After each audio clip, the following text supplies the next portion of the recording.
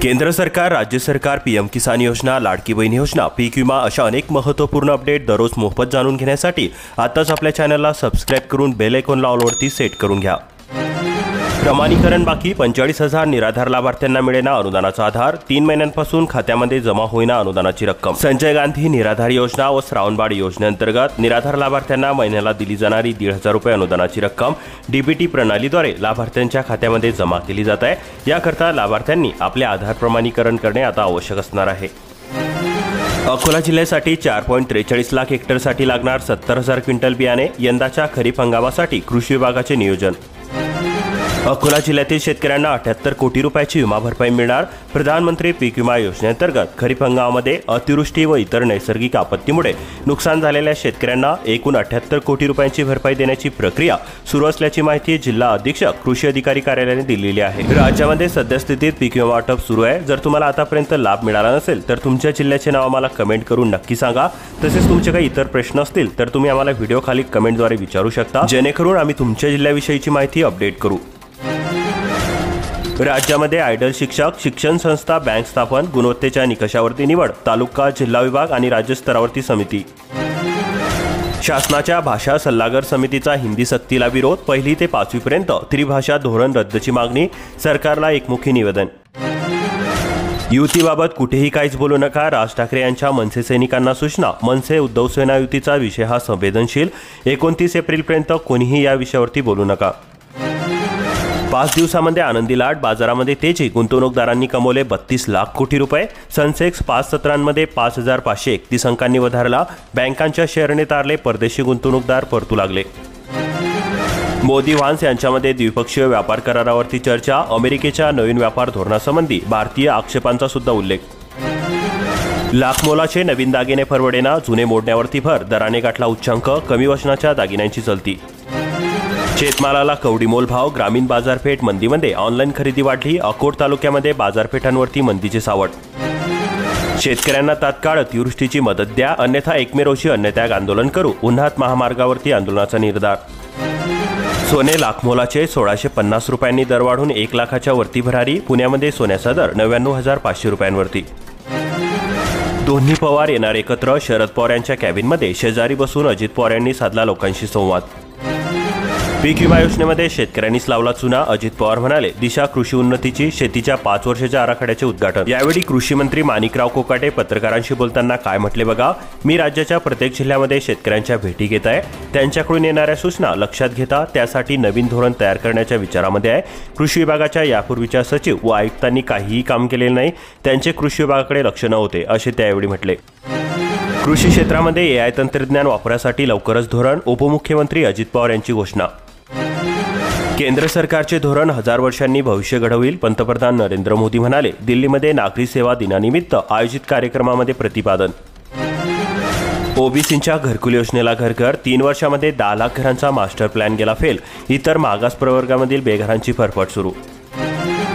2 लाख शेतकऱ्यांना 191 कोटी रुपयांची नुकसान भरपाई मिळणार, खरीप 2024च्या पीक विम्याची रक्कम लवकरच बँक खात्यामध्ये जमा होण्यास सुरुवात।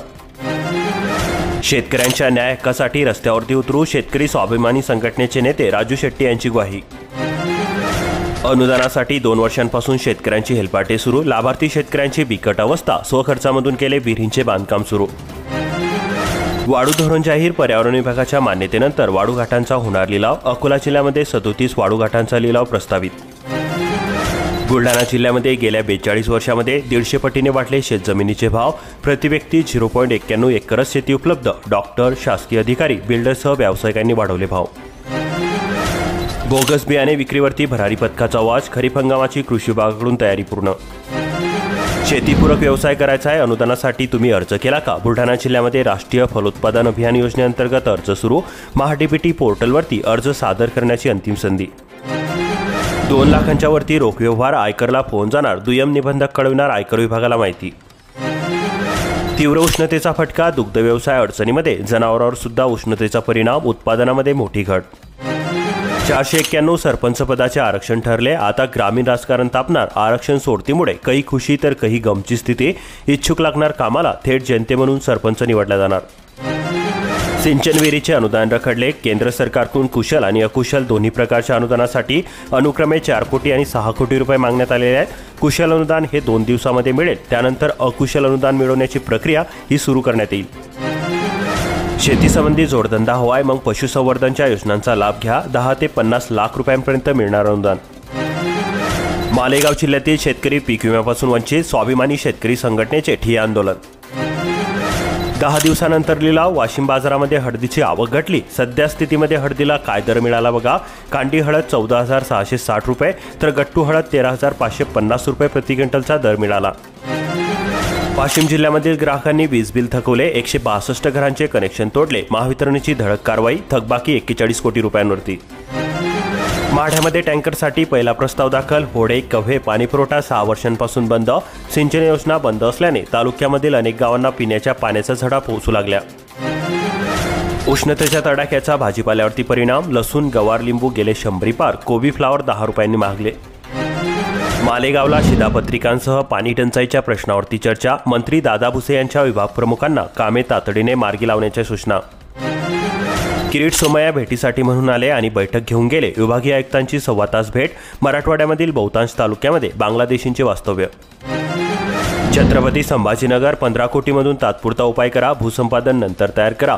मुख्यमंत्री देवेंद्र फडणवीस यांनी शहर पाणीपुरवठा योजनेचा वारूरमधून घेतला आढावा। रोह्याचा ताडेबंद उमगेना, कामे कमी झाल्यानंतर खर्चाचा आकडा वाढला। रोह्यामध्ये अमर्याद कामाची उडाणे। 882 कोटीमधून 2 वर्षांमध्ये केली 54,000ची कामे। पोलीस नाही झालात मग गावचे पाटील व्हा, भरतीला मुहूर्त। बीड जिल्ह्यातील रिक्त असलेली 1122 पदे भरणार। 21 जुलैपर्यंत मिळणार नियुक्ती।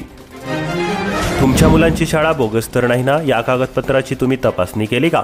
पालकांनो सजग राहा, पाल्यांच्या शैक्षणिक भविष्याला प्राधान्य द्या, नंतर पश्चातापाची वेळ नको।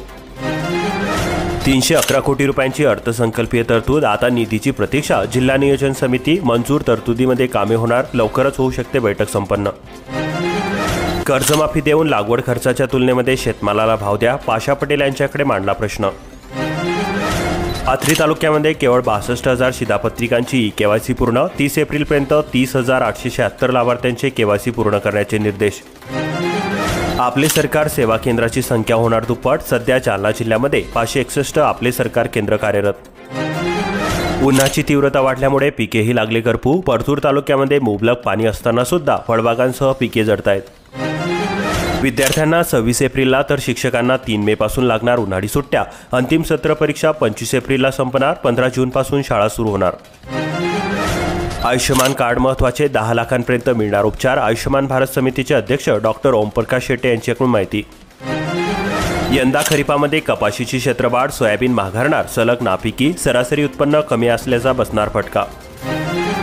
मशागतीसाठी 45 अंशाचा पारा, अंगावरती झलताय बळीराजा। जीवाची काहली, रखरखत्या उन्हामध्ये हंगामपूर्व कामाला सुरुवात।